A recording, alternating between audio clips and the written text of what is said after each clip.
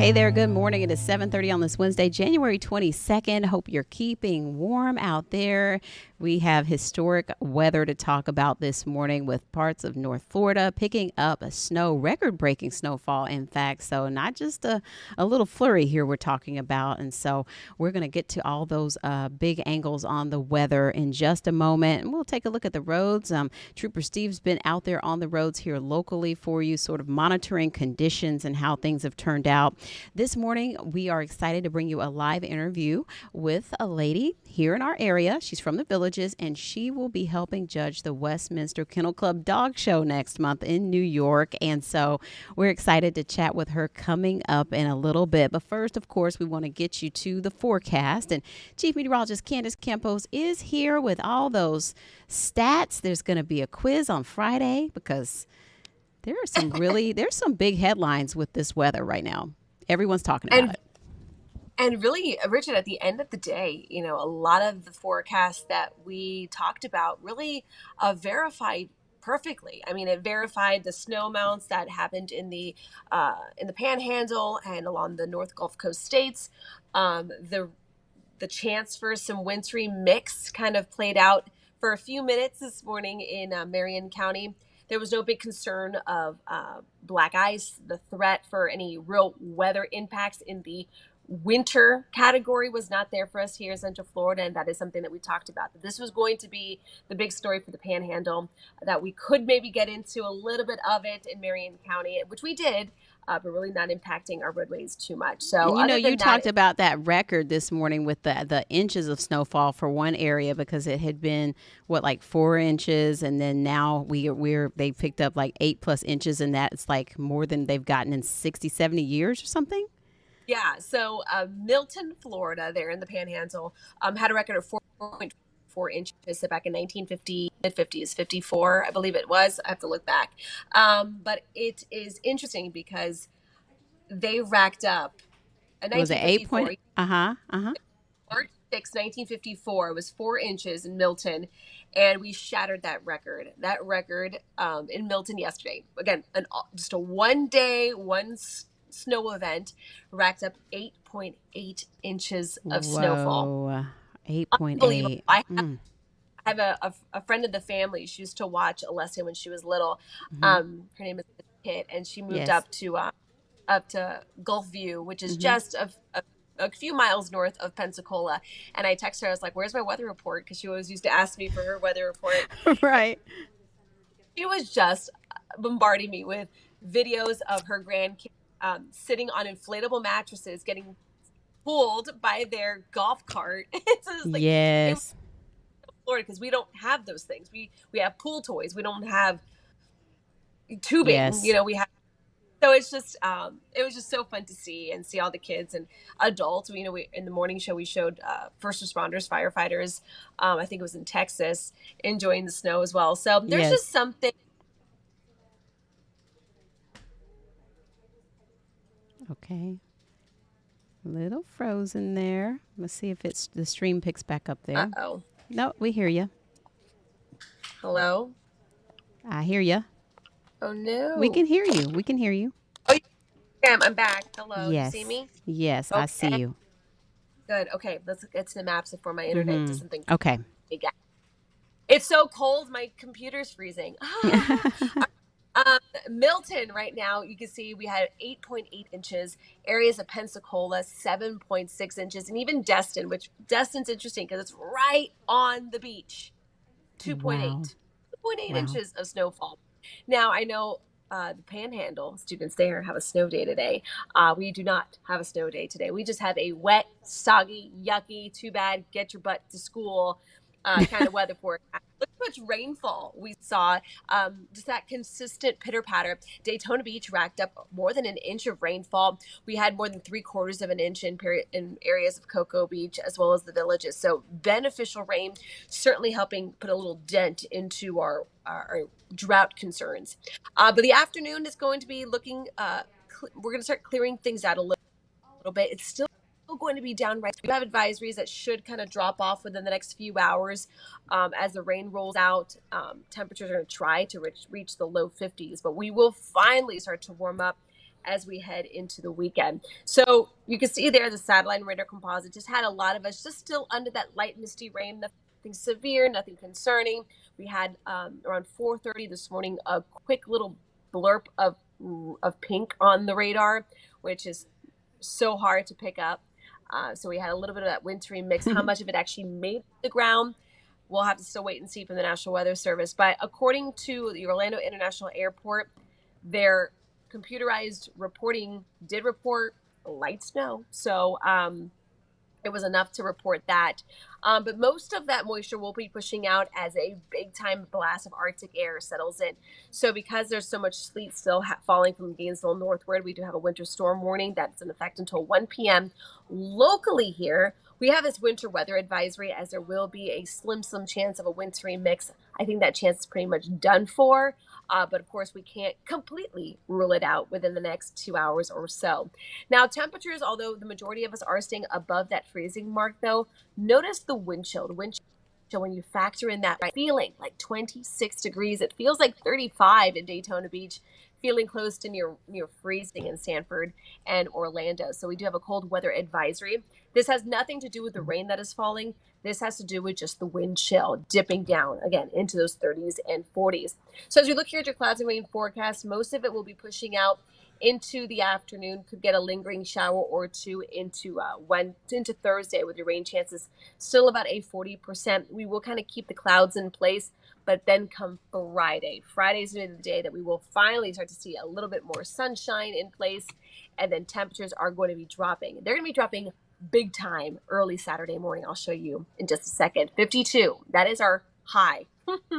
That is our high today, where areas in Marion County could actually stay in the 40s this afternoon. Then later on tonight, back down to the 30s and 40s we go. Not as chilly as this morning, but still certainly a cold stretch. Now as we head into Thursday, notice there's a little bit of rain that's getting popped up around Central Florida. That's kind of a secondary push of cold air. Could bring about a 40% chance of some spotty showers in the forecast on Thursday. But once all that clears out, we are going to get that big ridge of high pressure built in. Really some of the coldest air that we've seen all season. And this is what it could look like Saturday morning. Bridgett, 27. That looks like our low early Saturday morning as you're waking up on Saturday. 37. And we could have about a 30% shot of getting some freezing temperatures as far south as Orlando. So we'll have to wait and see. And then the warming trend begins. Look at that. Low 70s as we head into the early part of the next work week. So again, today, right now, is kind of a weather alert morning. I think we're going to back off the concern, but it's still going to be chilly. So if you're heading out the door, dress in those layers. You will need them throughout the day, but throughout at least the next few hours, make sure you have a raincoat or something to put over, as we will still be dodging some rain. But it's just gross out there.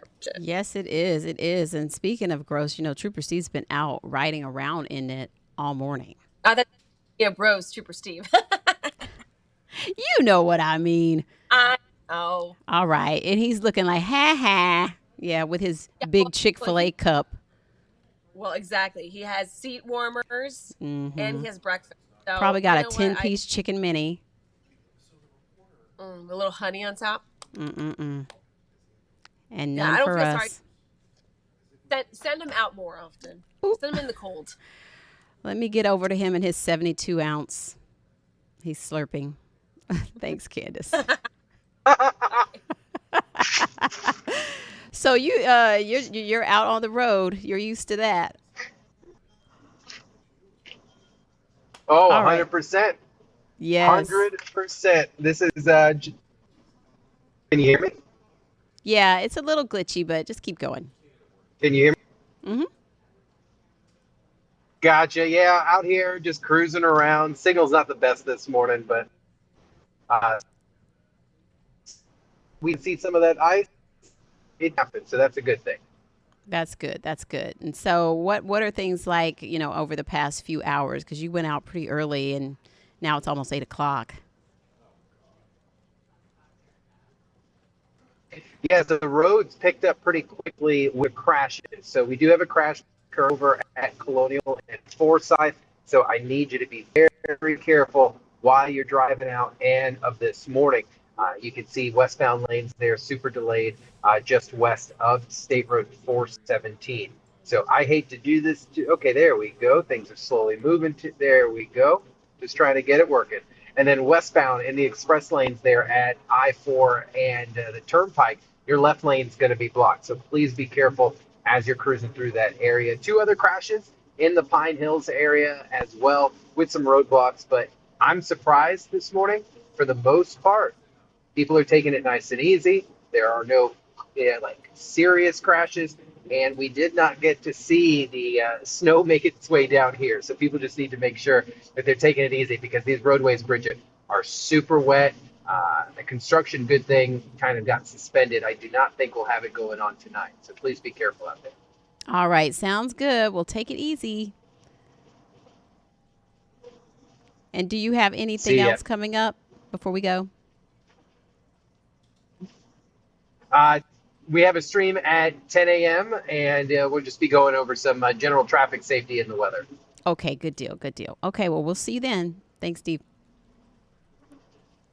All right, so as you can see, some of the signals a little glitchy, but we want to talk about this snow that North Florida got. And like we've been telling you, this is history making. Snowfall records shattered in parts of the Panhandle. News 6's Angie Casada has the latest on the overnight developments. For the first time in 7 years, snowstorm warnings stretch from Pensacola to Gainesville. Snow began falling yesterday, covering areas like Panama City Beach and transforming the Panhandle into a winter wonderland. These conditions we're not used to in Florida. There's going to be a lot of people that have never been in conditions like this on the road.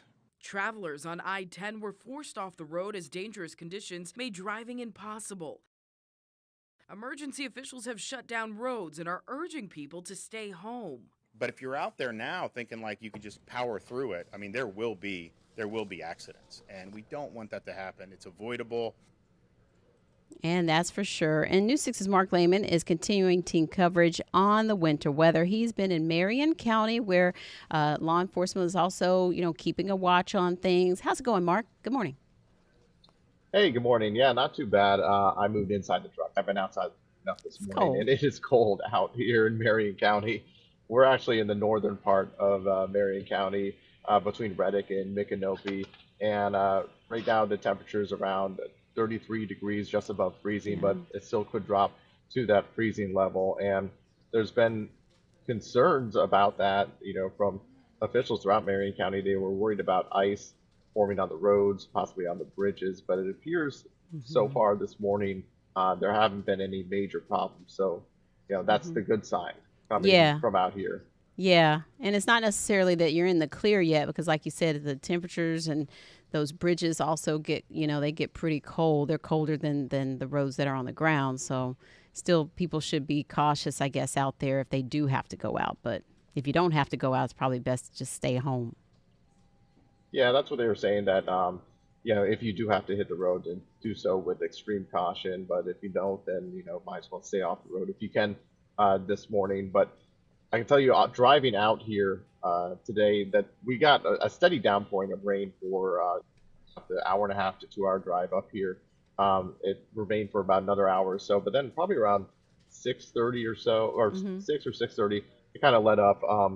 Things have pretty much dried out. There was concern that this area could see some sleet because of the cold temperatures mixing with that rain, but it doesn't appear, for at least what we saw, that there was any sleet around here. There might have been a brief portions of that in some areas, and I can tell you, actually, the Ocala International Airport was reporting that it got some light snow and mist this morning. So yeah, we did see that little quick. It was like a quick pop of pink on the radar. Yeah, really that brief. must be what they were. Yeah, that must be what they were talking about, and so that was a concern for them. But I think most of that precipitation has moved out of the area.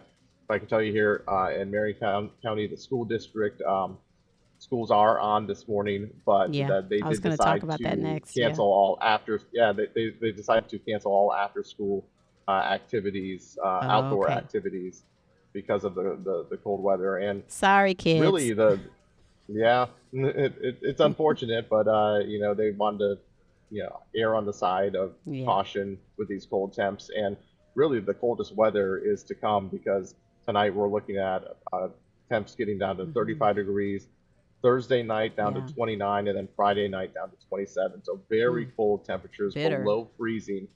Yeah, but the thing is, there's not going to be that chance of precipitation that we saw with this morning. So we shouldn't need to worry about sleet or anything like that, or ice on the road necessarily. But it's definitely going to get very, very cold. All right. Well, thank you for the updates there, Mark in Marion County. You guys be safe getting back. All right, thank you. See you then.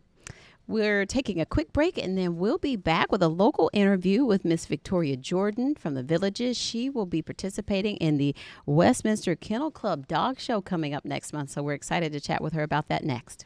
Welcome back. You know, we've talked about pets quite often here on Breakfast on News 6 in general. And this morning we're excited to talk to Miss Victoria Jordan of the Villages because she will be one of a handful of local judges participating in the Westminster Kennel Club Dog Show. This will be the 149th show. Good morning, Miss Jordan.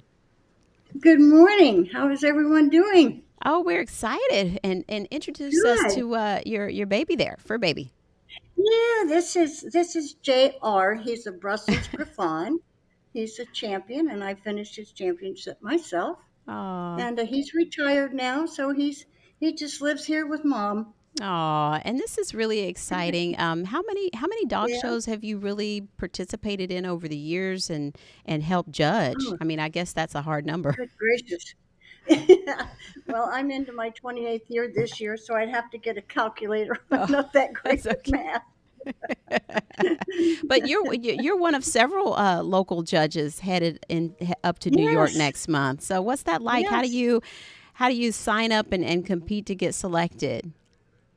Well, there isn't a sign up. They obviously have a selection committee that they go through each year and choose different judges. What that selection process is, I am not privy to. But when I received the envelope, I was very, very honored Hmm. and blessed to be invited. And I mean, this is obviously a passion for you. So, which dogs will you be working with when you get out to the show next month? Well, I'm going to be working with dogs that are categorized in the working group, which are the larger dogs this time, Mm-hmm. and I'll be judging a key. Can read you the list if you'd like. Sure. I'll be judging Akitas, Alaskan Malamutes, Anatolian Shepherds, Bull Mastiffs, Canacorsos, Chinooks, and Doberman Pinschers. Mm. And then what happens once you judge those groups? You have each group winner come together for the group judging the next day, or how does it? It's Yes, it's a 2 day event. It's a big event. yes, it is. Uh huh. The dogs that are judged on Monday go to their respective groups Monday night and are shown in those groups. And then the group judges that evening, pick judges. I'm sorry, I keep saying judges, Mm-hmm. pick dogs 1 through 4 in their respective groups. Then the winner of each of those groups on Monday evening stay over and they participate in Best in Show on Tuesday night. The same process happens. So there'll be 3 groups done on Tuesday evening, and those 3 groups join the other 4 groups as a total of 7 different groups of dogs. And then they will pick a Best in Show from that. Hmm. Oh, there's JR. Yes. Basically, yeah, it's a big process. It's Mm-hmm. basically an elimination process. And so, yes, it's quite exciting to watch. It really is. And Mm-hmm. that judging will be done the evening judging will be done at the Madison Square Garden. Exciting. Very exciting. So Yeah, so you do exciting. It really, truly is. I know that Yes. you're an advocate for mentorship, and so like your story, you began in the '60s after you rescued a puppy, and so how do you Yes. encourage others to break into this field and expertise if they're interested? Well, of course, we're all interested in dogs and their Mm-hmm. welfare. Um, that's our first goal. Mm-hmm. Um, but after we rescued the dog, we took her to obedience training, And the obedience trainer there said, Miss Jordan, I think you should try her in confirmation with the American Kennel Club. Of course, I'm going, well, what's confirmation? I Mm-hmm. didn't know a thing about anything. So from there, I progressed to judge, wanting to judge them after I had bred Alaskan Malamutes for almost 40 years. And then I progressed from there. So it's kind of a Mm-hmm. lifelong process, really. It wasn't intended to be that way, but as you grow and in this sport, and the more you learn, the more you want to learn, Yeah. and you never, excuse me, you never learn it all. There's too much to learn in this sport with all the different breeds that we Mm-hmm. have. So it's quite a process. What do you encourage people who are maybe just starting out in, the fields of, pet care and advocacy? Right. What do you think some of the biggest needs are right now for maybe, younger people in their careers to get involved in? Well, I encourage people to find a mentor in the breed that they're interested in advancing upon. I did not know that when I started. I didn't have a mentor. So everything I learned the hard way Mm-hmm. by myself. And there's no need to do that, but I didn't know any better. So I'm just telling people, if you're interested, go to the National Parent Club of the breed that you're interested in. And you can find that information on the AKC, American Kennel Club website, and get with mentors that are close to where you live and let them guide you through the process of raising and training and breeding your dog. Oh, is JR snoring? Yeah. Yes, we interrupted his sleep process this morning. He's I'm like, oh, sorry. Yes.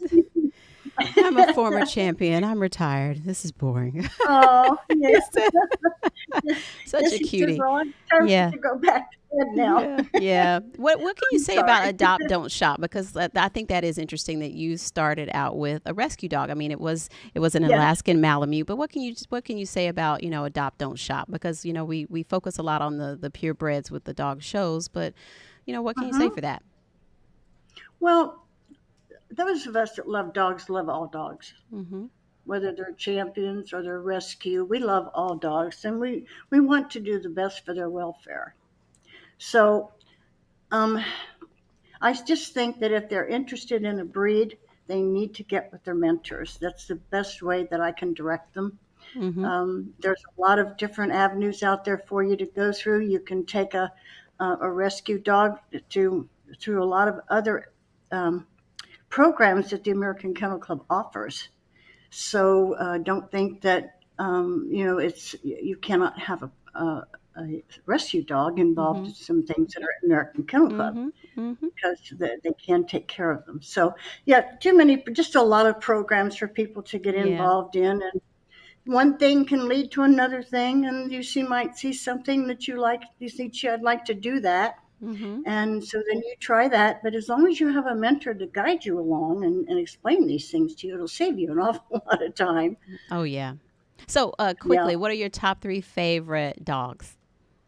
Oh, I can't go there. I love You them can't go all. there. Okay. Um, well, these dogs here that I've owned have been Alaskan Malamutes and a Labrador and Afghan and now a Brussels Griffon. So I'll have to say four if that's okay. That's fine. That's fine. Yep. Yep. Well, this is so much Okay. fun. We will be looking for you when the working group comes up, and so you'll Oh, be thank out there with the you. group judging. So and that'll be on Yes. TV too. So and I would imagine you could you still attend if you want to buy tickets and make the trip Oh, up and. yes, yes, Mm-hmm. yes. Just go to the Westminster Kennel Mm-hmm. Club website, and they'll have all the directions for you there too, and give you where the addresses and all where you can get your tickets, and some you can get online. So, yeah, All it'll be a right. great time. Yes, we'll Can't have a wait. good time.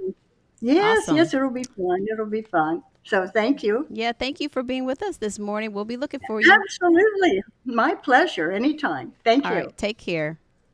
You as well.